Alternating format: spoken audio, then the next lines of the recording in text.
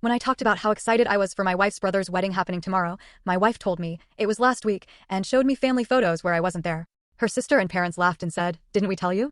A month later, when my wife's mom called asking why the renovation payments stopped, I calmly said, "Didn't I tell you?" I still remember the gut-wrenching moment my world crumbled, not with a bang, but with a casual, almost dismissive whisper from the woman I loved. It wasn't just a betrayal, it was the chilling realization that I had become a ghost in my own life, meticulously erased by the very people I called family. It was a quiet Thursday evening, completely ordinary. Just the clinking of silverware and the low hum of the kitchen fan. I was at the dinner table, meticulously folding napkins into those fancy rose shapes, getting ready for what I believed was my wife Adeline's brother Mason's wedding the very next day. I'd even iron my best shirt and shine the shoes I only pull out for special occasions. "You excited for tomorrow?" I asked, tucking a napkin carefully. Adeline blinked, like I'd just spoken a foreign language. Then, she tilted her head, narrowed her eyes at me like I'd suggested the sky was green, and delivered a blow in the flattest voice I've ever heard from her. "It was last week." My stomach dropped. I honestly thought she was joking. I waited for the smirk, the sarcastic jab she always followed her pranks with, but nothing. She just reached for her phone, tapped the screen a few times, and handed it to me without a single word. There it was, proof. Mason and his bride, Lucy, under a wooden arch draped with white roses and fairy lights. Guests raising glasses by a lake. Her cousin Jace, Mason's best man, wiping tears from his eyes. And there was Adeline, my wife, in a deep emerald dress I'd never seen, hair perfectly curled, makeup flawless, smiling like she belonged there. Because she did. Everyone did. Except me. I kept flipping through the pictures, my heart pounding, desperately searching for some sign of myself. Maybe a corner of my jacket in the background. Maybe I'd forgotten I was there. Maybe it was some kind of elaborate test. But I wasn't in a single one. Not one. I slowly set the phone down. My throat felt like sandpaper. I looked at her, still waiting for something, an apology, an explanation, anything human. She just went back to folding napkins, humming softly as if absolutely nothing out of the ordinary had happened. Then, from the couch, her sister Mira called out, "Didn't we tell you?" She said it so casually, like someone remarking on the weather. I turned my head to see her scrolling through her own phone, legs crossed, sipping red wine like we were all just sitting through a boring commercial. Their mother, Deline, was beside her. She let out a full-bodied, deep laugh that made her shoulders shake. "Oh goodness, I could have sworn we told you," she wheezed, wiping her eyes with a tissue she pulled from her sleeve. No one said sorry. No one even looked concerned. They acted like I was the forgetful one, like it was my fault for not magically appearing at a wedding I was never told about. I stood there, a perfectly folded napkin still clutched in my hand, feeling the floor drop from beneath me. Everything else faded, the hum of the fan, the clink of the wine glass, even the rising tension in my jaw. It was just me, paralyzed by the sudden, terrifying realization that I had become a stranger in my own house. This wasn't an oversight. This wasn't a mistake. This was a message. And it hit loud and clear. I didn't matter to them. Not enough to be told. Not enough to be missed. I didn't argue. I didn't ask why. I didn't want to give them the satisfaction of seeing me hurt. I just quietly picked up the plates from the table and placed them in the sink. My hands moved automatically, scrubbing bits of rice and sauce, while my mind stayed utterly stuck on that photo of Adeline, smiling beside her brother like nothing in the world could make that moment better. Except, maybe, my absence. She could have told me. I'd been asking about the wedding for weeks. When it was, what the dress code would be if I should get a gift for Mason. She always brushed it off. Said the plans kept changing. Said they were working things out. Lies. All of it. That night, I lay beside her in bed. Our backs weren't touching. She scrolled through her phone until she fell asleep. Meanwhile, I just stared at the ceiling numb. Not sad. Not even angry. Just empty. I replayed the last few months in my mind. How often her family made plans without me. How I was left out of group texts. How they'd scheduled dinners that somehow slipped their minds when I asked. How Mira once made a joke about me being the +1 that got subtracted. I actually laughed back then. Now I knew better. This wasn't carelessness. It was deliberate. I had been erased. What stung most wasn't even the betrayal. It was the chilling calmness with which they did it. Like it was routine. Like they'd done it before. Like I was the only one who hadn't caught on. In the dark, I reached for my phone, opened that photo again. That emerald dress, that lakeside glow, Adeline smiling without me. I placed the phone face down on the nightstand, and that's when something in me clicked. Not in a loud, vengeful way, but in a cold, quiet whisper deep in my chest. They thought I'd stay quiet. They thought I'd keep folding napkins. They had no idea. Sleep didn't visit me that night. Not even a hint of it. I lay perfectly still beside Adeline, who slept soundly, without a shred of guilt on her face. Her breathing was soft and even, like someone who had nothing to worry about in the world. Meanwhile, I was wide awake, staring at the ceiling, my mind circling the same question again and again. How long have I been invisible in this family? I quietly turned to my side, picked up my phone, and opened the gallery where I'd saved the wedding photos from her screen. I zoomed in on each one, examining faces, body language, laughter. Everyone looked happy, perfectly posed, included, except me. I wasn't there. Not in any shot, not in any corner of a reflection, not in a stray shadow. Because I wasn't invited. Because they had made sure I wasn't supposed to be. They didn't forget. They excluded. And it wasn't just about missing the wedding. That was just the surface. This ran deeper, much deeper. I remembered the weeks leading up to that date, how I had helped Mason fix his new house. He'd called me about a cracked pipe, and I'd brought in my trusted plumber. When the guy quoted him too high, I quietly offered to cover part of it. No big scene. I just wired the difference straight to the company. Then there was the fencing issue, the kitchen tiling, the rewiring of the faulty breaker panel. I had been there every step of the way. I had done it all because family helps family, or so I thought. Now I realized what I had really been. Useful. Not loved, not included, just useful. Like an app they open when needed and close the second it's done. As Adeline shifted beside me, I studied her silhouette in the dark. She looked so peaceful, like someone who had just hosted a successful event. I wondered if she had smiled while they toasted her brother. I wondered if she had made a speech. Did she mention me? Did she lie and say I was away on business? Or worse, did no one ask about me at all? It made my stomach turn. By 5 a.m. I was up. I moved around the house like a ghost, quiet, invisible, familiar. I made coffee, skipped breakfast, and sat at the dining table where we had once shared laughs and plans, just staring at the empty seat across from me. Then I pulled out my laptop. It wasn't out of revenge. Not yet. It was out of clarity. Cold, necessary clarity. I opened my spreadsheets. Line by line, I went through every transaction over the past 2 years. Tens of thousands had gone to Mason's renovation, Deline's house repairs. A few chunks here and there toward Myra's salon launch, though that business barely lasted 3 months before folding. And no one ever mentioned returning what I gave. I never asked. I never kept score until now. Because now it mattered. I looked at the pattern and a terrible realization hit me. I was more involved in their financial life than their emotional one. I wasn't family. I was infrastructure. That morning, Adeline wandered in around 7, wrapped in her robe, yawning and scratching her head. She smiled when she saw me. Morning, she said, planting a light kiss on my cheek as if nothing had happened. Morning, I replied, my voice so calm it surprised even me. She poured herself coffee and sat opposite me. Then she started scrolling through her phone. I watched her for a moment, trying to picture what it felt like to live without consequence. To break someone's trust and then sit beside them like nothing happened. That took a kind of audacity I couldn't understand. What are you working on? She asked without looking up. Just going over a few numbers, I said. She nodded, completely uninterested, and moved on. I watched her take slow sips from her cup. That's when I realized something else. She didn't expect me to question anything. Not the wedding, not the photos, not even my absence from a day that any decent partner would have been part of. And that's when the quiet started hardening inside me. The kind of quiet that isn't weak. The kind that observes, that calculates, that makes a decision. I didn't confront her. I didn't shout. What good would that do? Her mother would laugh it off. Mira would roll her eyes and say I was being sensitive. Mason would shrug and pretend he had no idea. And Adeline would just blink and say something hollow like, I didn't think it mattered. I had become a ghost in my own marriage. I was present in form but erased for meaning. So, I decided I would play the part. From that day on, I moved differently. I stopped talking during dinner. She didn't seem to notice. I stopped suggesting family plans. She didn't seem to care. When her mother called and left her phone on speaker, I just listened. I took in the way Deline referred to me like an outsider. What does he think about that? Is he going to pay for it? Tell him we'll call when we need him. They spoke about me like I wasn't in the room. So, I became exactly what they treated me as, unseen. But inside, I was wide awake. I didn't know what I was planning yet. All I knew was something had shifted. Something permanent. And it wasn't about anger. It was about awareness. They had counted on me being dependable, quiet, forgiving, predictable. But that chapter had ended. They just didn't know it yet. It was a sunny Sunday when I made the mistake of driving past Myra's house. I hadn't been invited, of course. But something pulled me that way. Maybe curiosity. Maybe the ache of wanting to believe that I was still part of something. Maybe just foolish habit. I don't know. What I do know is that as I slowed near her driveway, the same familiar cars were lined up out front. Myra's red coupe, Deline's clunky SUV, Mason's new silver sedan. I recognized all of them instantly, like names on a guest list I was never added to. And through the open windows, I heard laughter, genuine, easy laughter. I sat in my car across the street and just listened. The clinking of dishes, the sound of chairs scooting across the hardwood floor, someone turning up music on a Bluetooth speaker. Bacon. I could smell bacon from my window. I'd cooked it for them before. Mira liked hers crispy. Deline always scolded me for burning the edges. I used to think that meant she cared. But that morning, sitting there in a car I paid for, parked near a home I helped renovate, something cracked in me. They were celebrating again, together. And once again, I was the ghost they never spoke of. I stared at the sidewalk for a long time. People passed by walking dogs, pushing strollers.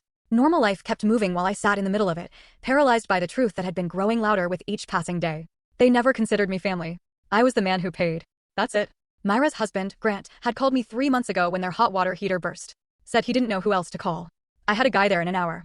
Paid the bill, too, because Grant said he was waiting on a client payment and Myra was stressed. Then there were the new windows at Deline's house.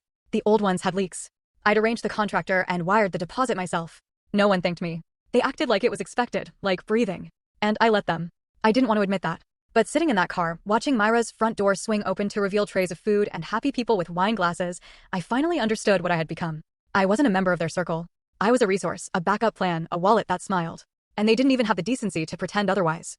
I drove off in silence, passing by familiar streets, landmarks that used to make me smile, like the bench Adeline and I once sat on after our first real fight. Now everything felt hollow. Every corner had a memory that had been edited, bleached of warmth. When I got home, I didn't go inside right away.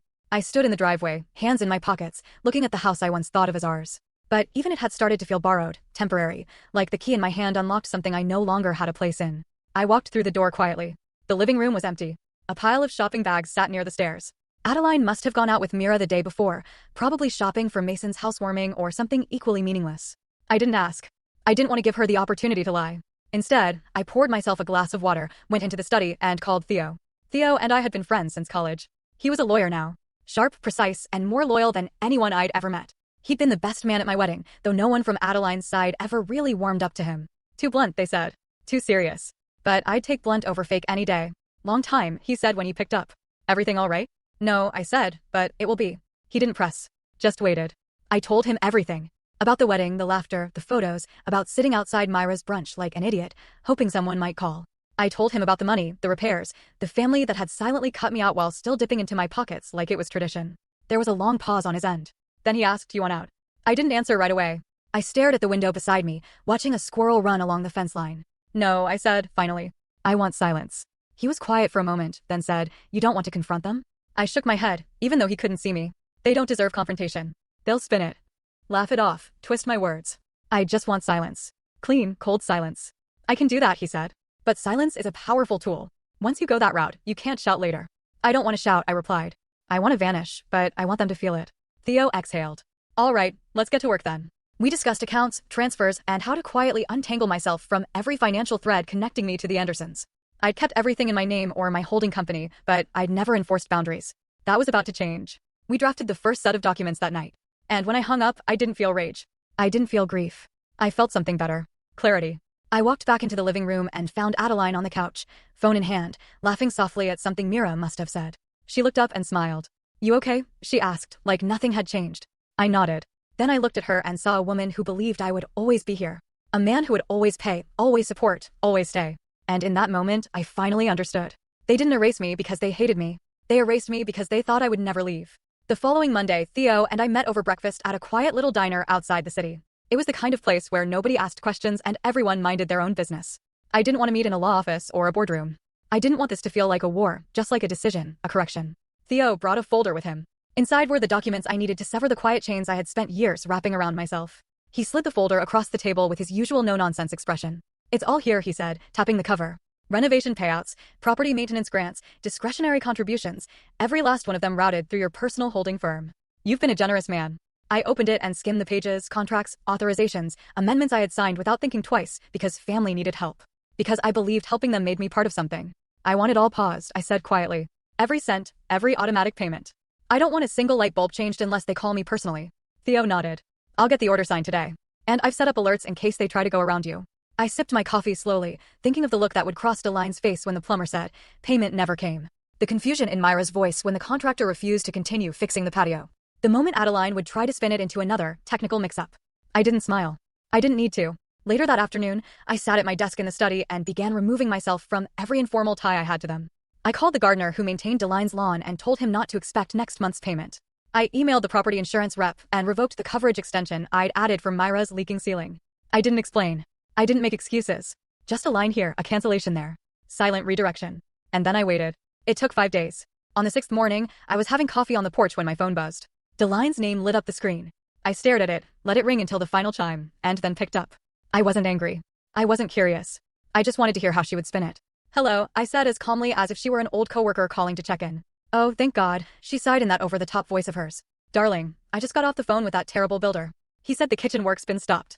Something about funds not going through. I told him that must be a mistake, of course. I mean, you've always handled these things. Is it a bank issue? I leaned back in my chair, staring at the wind chimes Adeline had bought 2 summers ago. They clinked softly in the breeze like they were mocking her mother's voice. No mistake, I said plainly. A beat of silence on the other end. I'm sorry, she said. I gave a quiet chuckle and replied, didn't I tell you? What? She asked, genuinely confused. I repeated it slowly, gently, with the same emptiness her daughter had once offered me across our kitchen table. Didn't I tell you? She paused. I could hear her trying to decide whether to laugh again, whether this was some odd joke she didn't quite get yet. But I didn't wait for her to find footing. I'll let you sort it out with Mason or Mira. I'm sure they've got it handled. Then I ended the call. It wasn't slamming a door. It was turning off a light. Later that day, Mira texted me. Just 2 words, payment issue. I didn't reply. Instead, I opened the filing cabinet and pulled out the folder labeled Anderson Affairs. Yes, I had finally started naming things properly. I placed their folder beside others: business accounts, real estate ventures, trusts. I looked at them all and realized something stunning. Every person in that family had benefited from me. Everyone. And not once did they treat me like I belonged. For dinner that night, Adeline made pasta. I could hear her humming while she stirred in the kitchen. She didn't ask how my day was. She didn't mention the calls. She didn't seem to know her mother had been cut off, or that Mira was now pacing in panic. She asked about the weekend. I said I'd be working. She smiled, but it didn't reach her eyes. The next evening, I came home to find her mother and sister sitting in the living room. Deline stood the moment I entered, like a politician pretending to welcome an old ally. "Oh, good. You're home," she said, her voice strained with something she didn't know how to hide. Fear, confusion, entitlement, all of it maybe. Mira gave me a small wave. "We thought we'd come talk in person, sort things out." I didn't sit. I walked to the hallway table, pulled out the envelope I had prepared earlier, and handed it to Deline. She opened it right there. Inside was a packet of itemized receipts, contractor logs, maintenance records, everything I had paid for over the past 3 years. Every leak, every wall, every nail. "This," I said, "is what humor used to cost me." Her eyes darted across the pages, realization dawning like thunder. I didn't keep score before I continued, because I believed I was part of this family. I thought love was a shared thing. But it turns out it was just a tab I didn't know I'd opened. Deline tried to speak. I didn't let her. And now the account is closed. I turned and left the room, walked straight upstairs, and shut the door behind me. I didn't hear them leave. I didn't care. For the first time in years, the house was finally quiet. Not empty, not tense, just quiet. And I liked it. Adeline tried to act like nothing had happened. As if her mother and sister hadn't just sat in our living room clutching receipts, like they'd never seen accountability before. As if I hadn't just laid out the truth in black and white. She cooked dinner that night. Lemon chicken with roasted potatoes. That was her peace-offering meal, the one she used when she sensed tension she didn't want to talk about. But I wasn't hungry. Not for food. Not for another round of emotional amnesia. "You've barely touched your plate," she said, cutting into her chicken. "I'm not hungry," I answered without looking up.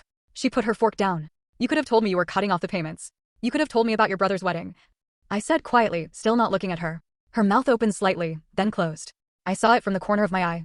That moment when someone considers whether lying is still worth it. But for once, she didn't deny it. She just sighed, picked up her glass of wine and drank. "It was a misunderstanding," she murmured after a while. "It wasn't malicious. You're reading into it too much." I turned to her. "A misunderstanding is forgetting to grab milk on the way home, not erasing your husband from your brother's wedding." She flinched, and for a second I thought maybe, just maybe, there was something close to shame in her face. But it passed quickly, replaced by that calm, practiced indifference. "You're being dramatic." There it was. The words didn't sting. Not anymore. I'd already bled dry. Now, I was just walking through the ashes. "I'm moving into the guest room," I said calmly, "starting tonight." Adeline didn't react immediately. She just stared at me like I had said I was changing the curtains. "Seriously," she said after a moment, "you're going to sulk around the house like some ghost?" I stood up, picked up my half-full plate, and walked it to the sink. "No, I'm going to live like someone who's finally woken up." That night, I moved my clothes downstairs. The guest room was small, but it was mine. I changed the bed sheets, cleaned out the drawers, and for the first time in months, slept without the weight of pretending. The days after were quiet, not in the peaceful sense, more like the quiet of a battlefield after the smoke clears and everyone's waiting to see who moves first. I kept to myself, cooked my own meals, did my own laundry. When Adeline left for work, she stopped announcing it.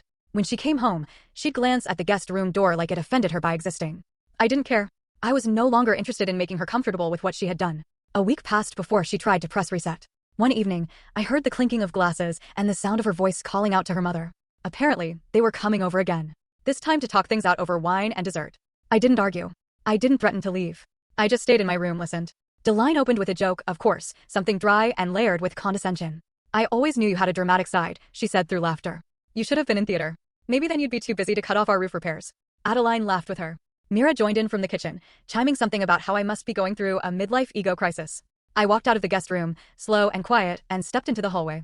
None of them saw me at first. Then Deline turned, smile still plastered on her face, until she saw what I was holding, an envelope. Another one. She rolled her eyes, still playing the role of the amused matriarch. "Is this another bill breakdown, sweetheart?" "No," I said. "This one's on the house." I walked to the coffee table and placed it down between the wine glasses. Inside were not receipts this time, but copies of emails, screenshots of text messages, correspondence between contractors I had paid and her family requesting extras, spa-like upgrades, fancy lighting, unnecessary additions that ballooned costs because, in Myra's words, he's good for it. This, I said evenly, is what entitlement looks like in writing. The laughter stopped. Even Mira stopped stirring her drink. Deline opened the envelope, pulled out the pages, and went silent. I looked at Adeline. She was frozen, her hand still holding a spoon over the dessert bowl, unmoving. "I didn't come out here to argue," I said. I didn't come to reclaim anything. I came to remind you that I was never invisible. You just chose to look past me. Then I turned and walked back to my room, left them in their designer clothes, surrounded by half-eaten tiramisu and sour wine. They didn't follow. Later that night, I heard them leave. Doors closing harder than necessary. Tires screeching down the street. Adeline didn't come to the guest room. She stayed upstairs. Maybe crying. Maybe stewing. I didn't check. I didn't care. Something strange happened after that night. I began to feel lighter. Not happier. Not yet, but freer. There's a kind of peace that comes when you stop explaining yourself to people committed to misunderstanding you. I started working out again. Waking up early, reading books I'd left gathering dust on the shelf. My mind felt clearer without the emotional weight of constantly waiting for validation. Then one day, I got an email from a contractor I hadn't heard from in months. Someone Deline had referred for Myra's second renovation attempt. Hey, just confirming. They said you'd be covering the new tile job too. I replied with 2 words, not involved. Silence. Sweet silence. From that point on, I stopped bracing myself for the next manipulation, the next insult dressed as a joke, the next request laced in fake warmth. I knew what I was now. I was no longer the man who pays but isn't family. I was the man who remembers everything and forgets nothing. I left the house before sunrise, not out of anger, not to make a scene, just a quiet decision after too many days of watching my own reflection fade in a home I no longer recognized. I had packed a small duffel bag the night before, a few shirts, a laptop, my documents, and the spare keys to a condo I bought 5 years earlier, back when I still believed in the concept of future-proofing my life. The condo sat on the 9th floor of a high-rise on the quiet side of the city. It had floor-to-ceiling windows, a view of the skyline, and the one thing I hadn't realized I missed until I opened the door: space to breathe. The silence there was different. Not the tense kind that sat between 2 people in a house that had grown too big with emotional distance. No, this silence was clean. It was mine. I dropped my bag, exhaled, and let the weight of months fall off my shoulders all at once. For the first time in years, I was alone with my thoughts, and they weren't screaming. Adeline didn't call. Not that day. Not the next. Maybe she assumed it was another phase. A silent protest that would end with me crawling back to her side like I always had. Or maybe she simply didn't notice. I wasn't sure which truth hurt more. 3 days passed before my phone buzzed. It was Mira. We need help finishing the foundation work at Mom's place. You know she's getting older. This delay is stressing her out. No, hi. No, how are you? No acknowledgement of the last conversation. Just another request. Another assumption. I stared at the message for a few seconds, then tapped the call button. She answered on the second ring, as chipper as ever. I knew you'd call back, she said with a smug little laugh. Seriously though, the builder is being difficult. He says without a new deposit, he won't finish. I'm sure Mason can handle it, I interrupted calmly. There was a pause. Mason, she asked. But he had a lovely wedding, I continued. Didn't he? She didn't speak. I let the silence stretch. I wanted her to feel what I had been feeling for months. That tight, sinking quiet when someone forgets you on purpose. When they leave you behind and pretend it was an accident. The line clicked. She had hung up. I smiled. Not a cruel smile, just one of realization. The thing about silence is that once you stop feeling it for other people, it becomes a weapon they don't know how to defend against. They're used to your yes, your convenience, your explanations. When those disappear, so does their control. Days passed. No more calls from Mira. No text from Deline. Not a single word from Adeline. And for once, I didn't wait by the phone. Instead, I worked. I set up my desk near the window. I opened projects I'd been meaning to start for years. I cleaned out my inbox, caught up with old clients. I even reached out to a few nonprofits that had been sitting on my radar. It wasn't about proving anything. It was about living in my own name again.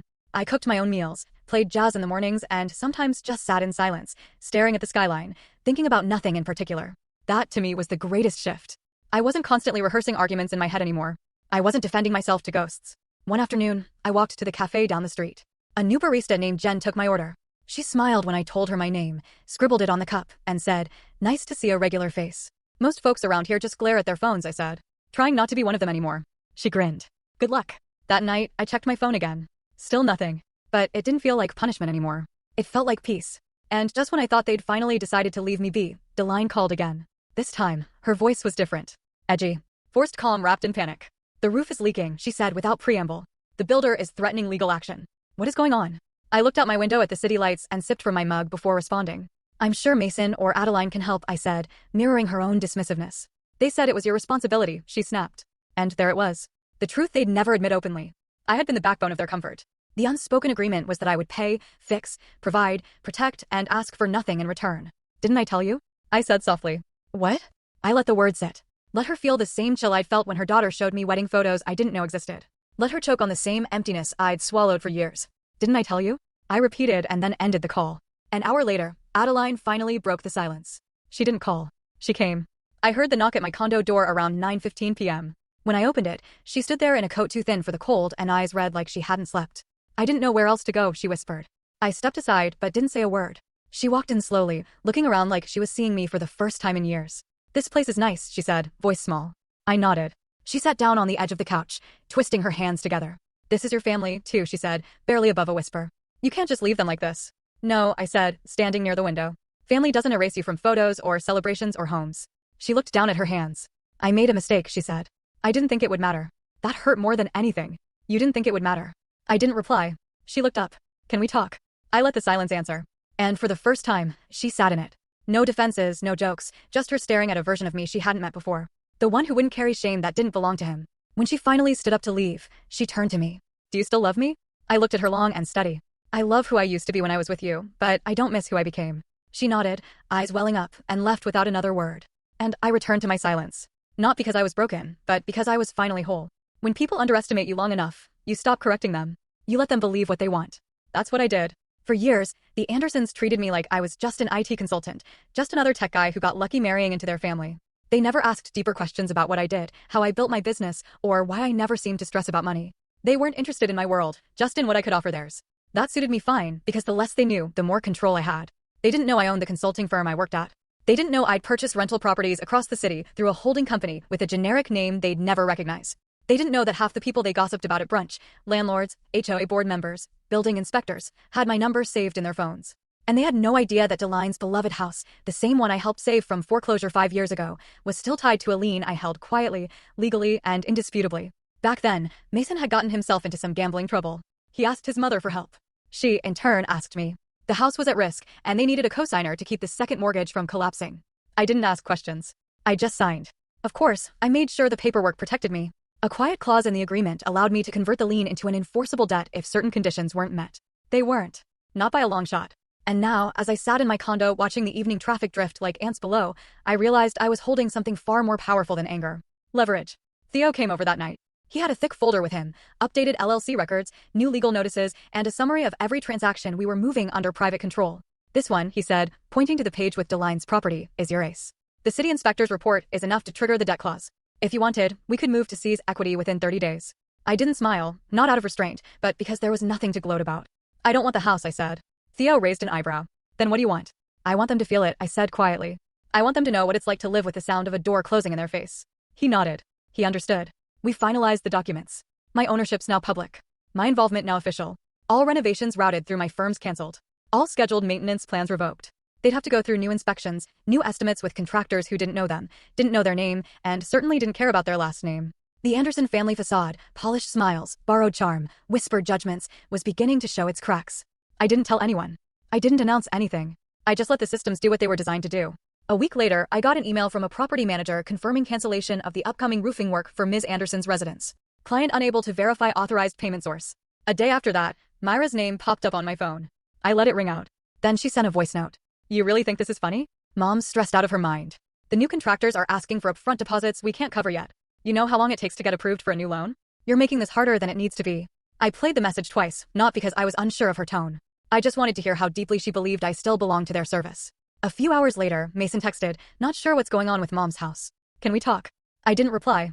That night, I received a message from someone I didn't expect, Lucy, Mason's wife. We'd never been particularly close. She was always pleasant, always neutral. I used to think it was because she was shy. Now, I realized she was just observant. She hadn't joined the laughter when I was erased from Mason's wedding. In fact, I barely saw her in the photos Adeline showed me. Her message was short, "I'm sorry. I didn't know. If I had, I wouldn't have gone through with it the same way. You deserved better." I read it twice, then locked my phone. The next day, I stopped by one of the properties I owned in the Eastwood district. It was an apartment complex with 12 units and a management team that answered directly to me. I stood in the courtyard for a while, listening to the sound of kids playing nearby, watching tenants go about their evening routines. It reminded me of how much I'd built quietly, carefully. While everyone else was busy judging appearances, I was investing, protecting, preparing. I remembered a night years ago when Deline had joked that I wasn't ambitious like Mason, that my job was cute, but not impressive. I had laughed then, shrugged it off. But now, as I stood on the balcony of my own building, I realized I wasn't the quiet one. They were the blind ones, and their ignorance had been the greatest gift they ever gave me. A few days later, Theo called. "They got the letter," he said. "Deline's hired a new attorney. She's panicking, trying to renegotiate terms on the lien, and she can't. You gave them 5 years of goodwill. You're within your rights." I exhaled. I wasn't angry. I wasn't vengeful. I was just done. And being done is one of the most powerful feelings in the world. I ended the call and looked around my condo. The light was soft through the windows. The air was clean. My inbox was quiet. My conscience even quieter. They could keep their laughter, their brunches, their weddings. I had my name. I had my voice. And finally, I had my peace. It happened faster than I expected. The unraveling, the chaos, the slow public exposure of everything they tried to keep wrapped in artificial grace. It started with a voicemail from Deline. Shaky, out of breath, and no longer laced with superiority. I need you to call me back, please. The new builder's threatening legal action. Says we defaulted on the revised contract. I didn't even know there was a new contract. They said it was under your name. She sounded like a woman who had lost control of the narrative. And for the first time, I didn't. I never called her back. Not because I wanted to hurt her, but because I needed to protect myself from becoming their crutch again. That same day, I got a text from Adeline. It was long, too long. I didn't even read it all the way through. Just skimmed over phrases like, I didn't know it would get this bad, and there's still family, and we shouldn't let money destroy everything. Money didn't destroy anything. Silence did. Entitlement did. The belief that I would never push back did. That evening, I poured myself a glass of wine and stood by my window. Below, the city moved on without any awareness of the storm circling the Anderson name. The same people who once laughed behind my back were now realizing that they had built their comfort on foundations they didn't own. A few days later, Adeline showed up again. She didn't text, didn't call, just knocked. I saw her through the peephole, hair tied back, no makeup, wearing the navy blue sweater I bought her 3 birthdays ago. I opened the door slowly. She didn't say anything for a few seconds. Just looked at me, eyes searching. Can I come in? She asked. I let her. She sat on the edge of the couch like she had during her first visit. Only now her shoulders slumped with something heavier. We're in trouble, she said. I know, I replied. She glanced up at me, surprised I wasn't offering comfort. I didn't move to sit beside her. I stayed standing. They're falling apart. Mom can't refinance the house because of the lien. Myra's business partner backed out. Mason and Lucy are fighting almost every day. It's like everything is just breaking. I nodded because it was never built properly. She blinked, stunned at my calm. I didn't come here to beg, she said finally. I just needed you to know that it's not all jokes and brunches anymore. We're dealing with real things now. Good, I said. Real things are overdue. She flinched a little. You think we deserve this? I think consequences are part of adulthood, I answered. And I think when you leave someone out repeatedly, cruelly, carelessly, you don't get to act shocked when they stop playing their part. She went quiet again. I came to ask for dinner, she said finally. Not a favor. Not money. Just one dinner. Just to talk. I tilted my head, studied her for a second, and then said, I'll think about it. The next day, I didn't go to work. I took the morning off and drove past Myra's salon. It had a big for lease sign taped on the glass. I parked and stepped out just to get a closer look. The space was empty now, chairs gone, reception desk removed. A faded poster of Myra still hung in the corner window, smiling beside a curling iron and the slogan, Confidence starts here. Ironic. I stood there for a moment, then got back into my car. Later that afternoon, I stopped by one of my commercial properties. Theo had arranged a meeting with a new tenant, an up-and-coming design firm looking for office space. I toured them through the building, shook hands, negotiated with a clear mind. It felt good, clean, purposeful. After they left, I checked my phone. 3 missed calls from Adeline and 1 voicemail. I hesitated, then hit play. I know you think I don't care. I know you think I was part of everything that happened, but I wasn't trying to hurt you. I didn't want to rock the boat. I thought it was easier to let things slide, and now everything's capsized. And I get it. Maybe I deserve this. But I do miss you. I miss how you used to take care of everything. I miss who we were before all of this. I deleted the message, not out of spite, but because I didn't want to carry her longing when she had never carried mine. That night, I cooked for myself. Steak, roasted garlic, sautéed vegetables.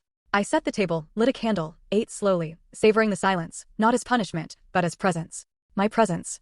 I remembered how many dinners I had spent surrounded by people who looked through me. How many events I had paid for but hadn't been welcomed at. How many laughs were shared at my expense while I smiled politely and poured the wine. No. Now I was alone. And it was the most peace I'd known in years.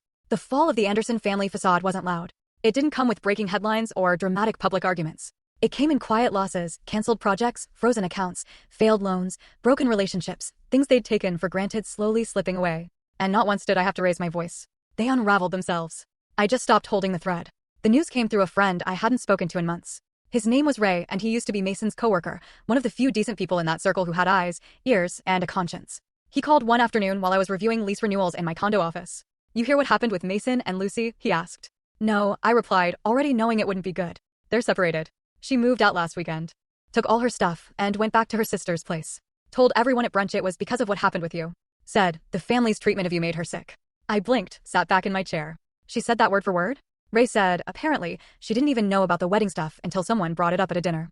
When she found out you weren't invited, and the way they laughed about it, she lost it. Said, if they could do that to you, they could do it to anyone. I didn't say much after that. Just nodded, thanked him for the call, and hung up. It should have made me feel victorious. It didn't. All I felt was confirmation. Confirmation that I had never imagined the cruelty. That I wasn't overly sensitive. That the quiet way I'd been pushed aside was in fact real and visible to others. I went for a walk that evening. The streets were lit with that soft golden hour hue that makes everything look cinematic. People walked their dogs. A couple laughed outside a bakery. Life moved on. My heart felt oddly still. Mira got engaged around that same time. Word spread quickly. She'd posted it all over social media. Close-up shots of the ring. Long captions about love and second chances. But what stood out wasn't the announcement. It was the silence that followed. No one offered to pay for her venue. No one offered to host. Even Deline, once the queen of arranging events for her children, was suddenly occupied with repairs and contractor disputes. The financial safety net I had quietly provided for over 5 years had vanished. And with it, their image of effortless stability. A week later, Mira called me. I didn't answer. She texted instead. I just want to know if we can be civil. I'd still love to have you at the wedding. You're important to us. I read it, deleted it. I wasn't angry, just done. That same night, I received one more message from Adeline. It wasn't long. I miss how you used to take care of everything. That line hung in my chest longer than I wanted it to. It wasn't an apology. It wasn't accountability. It was nostalgia, selective and convenient. She missed the ease I created, the invisible scaffolding I built around all of them so they could shine while I faded. I didn't respond. Instead, I stood by the window and looked out at the city again. Every time I did, it reminded me of who I was outside their orbit. A man who could build, protect, think, provide. Not because it was expected, but because it was who I am. They never really knew that man. They only knew the quiet husband, the predictable provider, the man who folded napkins and laughed when they joked at his expense. I was not that man anymore. And strangely, I felt sorry for Adeline because she was mourning the wrong thing. She thought she missed me. But what she really missed was control. 2 days later, I got a call from Theo. Thought you'd like to know, he said. Deline's attorney reached out. She's trying to settle the lien out of court. They're terrified the house will be listed. Let her sweat, I said. Already is. We shared a quiet laugh. Then he said something that caught me off guard. Ever thought about letting go entirely? I paused. What do you mean? I mean, the paperwork's done. You're protected. Their access is cut. You've made your point. Do you want to stay tethered to any of it? Or do you want to walk away clean? I didn't answer immediately. That night, I sat alone on my balcony, the air cool and still, and really thought about it. For the first time since this began, I considered what it would feel like to stop not just responding, but remembering. Not just defending, but detaching. To stop letting them occupy space in my mind. To let the chapter close. No final paragraph, no dramatic ending. Just a silent page turn. It felt possible. And that was enough. So when I woke the next morning, I called Theo back. Start the process, I said. All of it. Cut the lien. Finalize the property transfers. Close out anything still tethered to their names or their chaos. Let them live in the world they created without me, because that's what they chose. I was just honoring it. It's been almost a year now, a full turn of the calendar since the day I stood in my own kitchen and was told, without hesitation, without apology, that my wife had attended her brother's wedding without me. A year since Mira laughed from the couch and asked, "Didn't we tell you?" while her mother sipped wine like I wasn't standing in the room. A year since I folded napkins with hope in my chest and went to bed with silence in my lungs. And now? Now I live in a home that I chose. Every piece of furniture was handpicked by me, not bought to impress anyone or match someone else's idea of elegance. My mornings start with peace. My nights end without noise. I don't check my phone, bracing for another passive-aggressive text. I don't carry invisible debts for invisible roles in a family that never truly welcomed me. I carry only myself, and that has been enough. The condo, my condo, has become something I didn't know I needed. A refuge, not from the world, but from the version of myself I used to be. The man who explained too much, gave too much, waited too long for people who would never clap when he walked into a room. The silence is no longer a wound. It's a wall I built, brick by brick, to keep out noise I no longer accept. Last week, I hosted dinner, a small one. Nothing extravagant, just a few people I trust. People who never made me prove my worth. Theo brought wine, of course. He's become more than just my lawyer. He's my anchor in storms I didn't know I was allowed to step out of. My sister Nadia flew in from Florida with her boyfriend. She used to worry about me. Now she just hugs me longer and smiles wider. We sat around the table, my table, and passed plates without judgment, without tension, without pretending. It wasn't fancy. No caterers, no floral arrangements, no performance. Just laughter, real stories, and clean plates. Sometime after dessert, Theo leaned back in his chair and asked the question I knew was coming. Do you ever hear from Adeline's family anymore? The room got quiet. Not uncomfortably, just curiously. Everyone looked at me like they were waiting for some dramatic revelation. I smiled. Not anymore, I said. I finally got the hint. Laughter followed, warm and knowing. And that was it. The chapter closed with a single sentence. No rage, no revenge, just a fact. I hadn't blocked any of them. I hadn't sent cruel messages or broadcasted their downfall. I simply stopped showing up where I wasn't seen. Stopped carrying weight for people who would never lift mine. That was my justice. And it was enough. The next morning, I got up early and went for a walk. There's a trail near the condo that leads down to a quiet park by the water. I go there often now when I want to think, when I want to feel grounded. There's a bench I like. From there, I can see the reflection of the city skyline on the lake. The same skyline I used to stare at from my office window during sleepless nights, wondering if I was the problem. Wondering if maybe I wasn't trying hard enough to earn a seat at their table. But sitting here now, I understand what I didn't then. It was never about trying harder. It was about realizing I was trying for the wrong people. People who mistook kindness for weakness. People who saw silence as consent. People who believed being family meant being owed. I stayed in that system for so long because I thought loyalty meant endurance. But loyalty without respect is just self-abandonment dressed up in polite manners. And I'm not that man anymore. I've rebuilt my world now.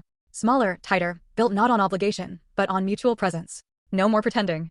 No more squinting to find value in people who refuse to offer it freely. Sometimes I see glimpses of the Andersons in public posts. Someone tags Mason in a group photo or Mira uploads a story about her wedding planning struggles. I scroll past, not with bitterness, but with disinterest. They live in a chapter I've already closed. Adeline. She tried reaching out a few more times. Once through email, another time through a letter she dropped off at the front desk. I read the first paragraph. That was enough. The rest I let go unread. She said she missed me, but really she missed the convenience I offered. The quiet man in the background solving problems without being seen. That version of me is gone. Buried beneath every unpaid debt. Every inside joke that left me out. Every party I funded but was never truly invited to. And what replaced him? A man who smiles when his phone is quiet. A man who eats alone when necessary and never feels alone. A man who hosts dinners around tables he built. Chairs he chose with people who show up without needing to be convinced to care. So if anyone ever asks what happened to me, where I went, why I don't speak, why I never returned, I'll say this: I didn't leave with anger. I left with clarity. And when they finally realized what I carried, I was already gone.